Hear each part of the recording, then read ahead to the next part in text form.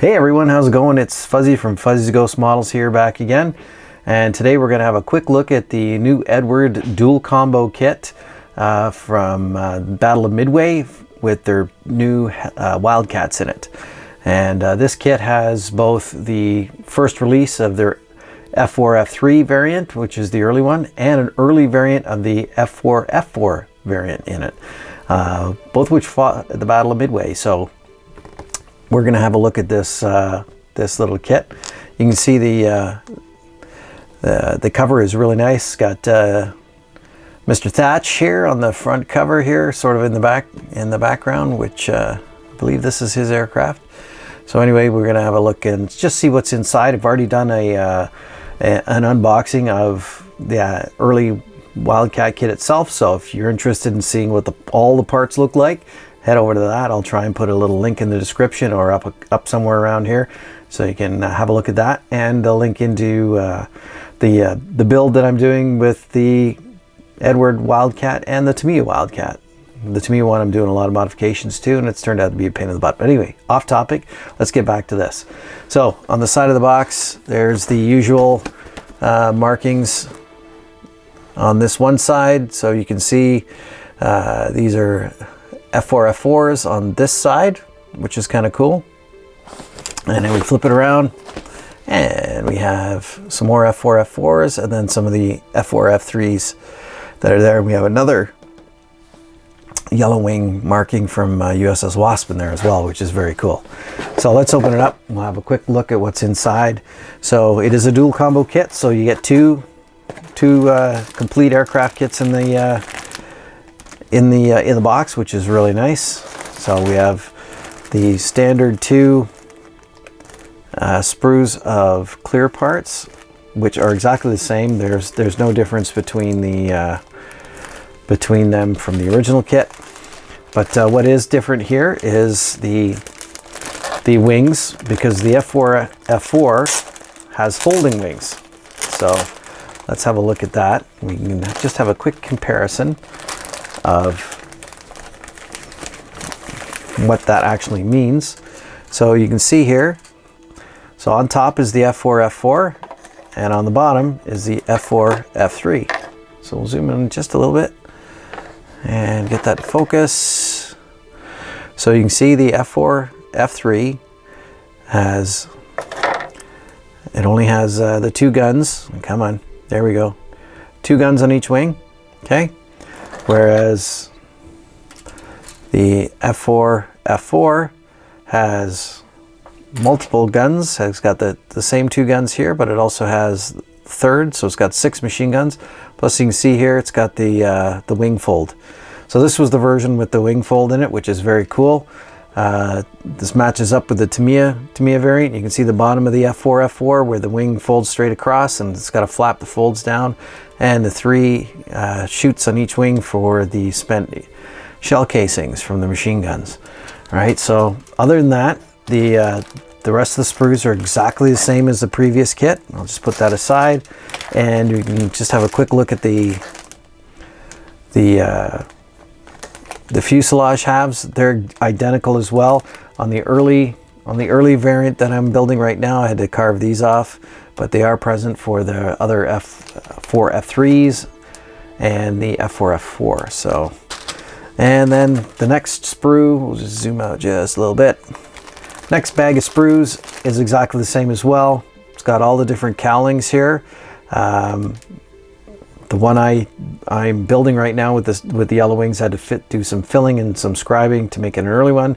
It's got 3 different cowl fronts. These are all standard, the same as the previous kit, the F4 F3 kit. The only difference is some of the parts you're going to use, and of course the different wings. So in the box you also get this really nice instruction manual, and we'll have a quick look at the decal sheet, which is, I have to zoom out on this. There we go.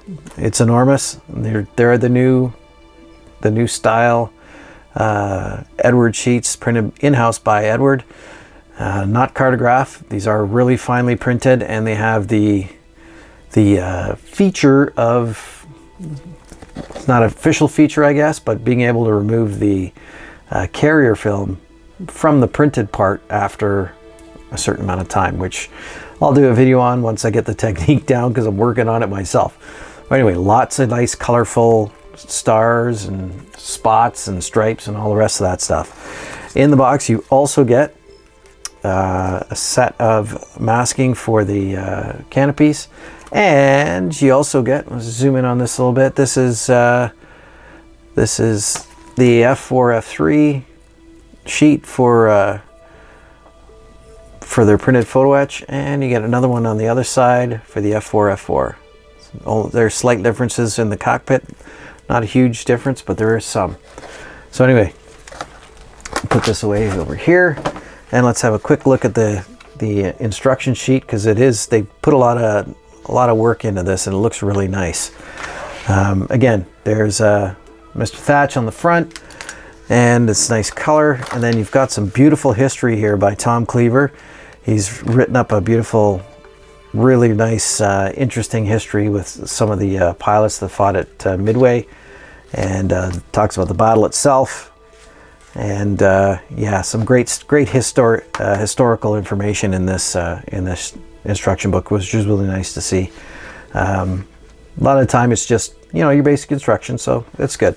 Anyway, then you get parts call out, and then you just go in, it breaks it up into two sections. One is the F4 F3, which goes through, I'm not going to give you every page because there's no point. It's all the same. And then F4 F4, we've all seen instructions, so carries on being two separate aircraft, built two separate sets of instructions almost. So let's have a quick look at the markings.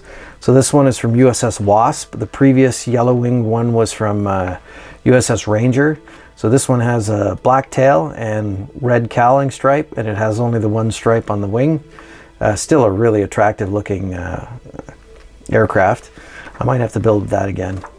Another yellow winged one. Then there's a Marine Corps one here. Captain Friller. USS Enterprise for Lieutenant Gray. Another Enterprise. Quaddies aircraft. Albert Ogden Vorse from Lexington. Some really nice. They've even got the mishmash stripes from Enterprise that they all didn't get right from from their instructions, so that's great. Look at that, fantastic. Attention to detail is great. Then the F4 F4s. So this is Thatch's aircraft. Yep, nice, great big star on there. Just looks so crazy. But there it is. And USS Hornet. And then we have some more. There's another one from Hornet. So he's got some painted over markings, painted over on the nose, and the stripes are painted out too. And then Rich from Enterprise. Again, smaller, tiny star. Like, it's crazy to think that some were flying around with this great big star, and then some were flying around with this little tiny star. It's just a period of time where everything was in flux, so pretty cool. Lots of opportunities to model different aircraft. So then on the last one here, it's another one from Yorktown again. The tail stripes are painted out, and it's got stars on it, but without the meatball in the middle. Anyway, that's it. Very short video. Just got this in-house, so I wanted to share it with you. I am working on two Wildcats right now. One of the Tamiya, the old Tamiya one, and one of the first Eduard ones, one of the yellow wing ones.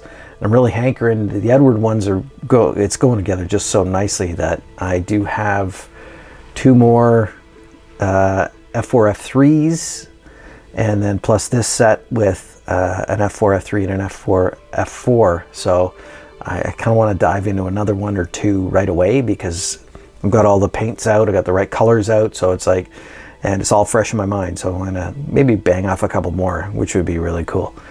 See them all side by side. Anyway, I'm really hoping Eduard comes out with some options for some martlets. They do have FM1 and FM2 markings on their sprues, so really hopeful they're coming out with those extra parts. A non-cuffed propeller blade would be really good to do one of the martlets. Different radio set for the British, you know, so it would be, please. I know the FM2s are coming out soon, but please, Eduard, if you hear me, need some martlet stuff. It'd be awesome to be able to build that. Anyway, that's enough jibber jabber for now. It's Fuzzy Ghost here, signing off, and keep modeling. Thanks. Bye.